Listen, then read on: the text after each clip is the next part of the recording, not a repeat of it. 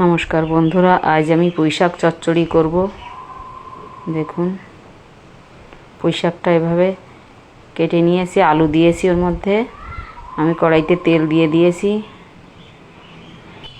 কটা পাঁচফোড়ন ফোড়ন দিয়ে দেব। আমি একটু নাড়াচাড়া করে দেব। পুঁইশাকটা এবার দিয়ে দেব।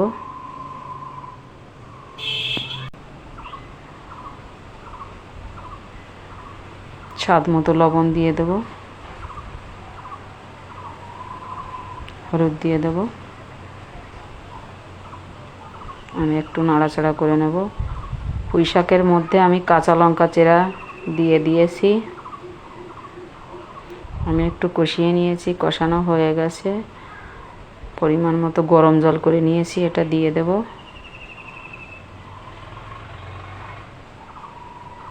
পরিমাণ মতো জল দিয়ে দিয়েছি।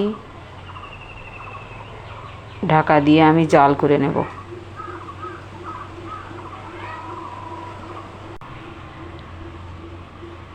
আমি একটু ঢাকনাটা তুলে নাড়িয়ে দেব।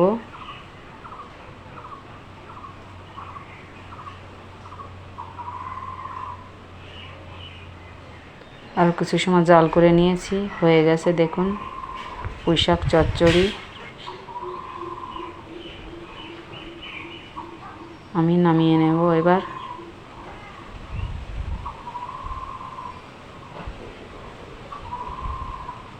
পুঁইশাক চচ্চড়ি এভাবে করে খেয়ে দেখবেন, খেতে খুব ভালো লাগে। রেসিপিটা যদি ভালো লাগে লাইক কমেন্ট শেয়ার করবেন, আর আমার চ্যানেলটা অবশ্যই সাবস্ক্রাইব করবেন।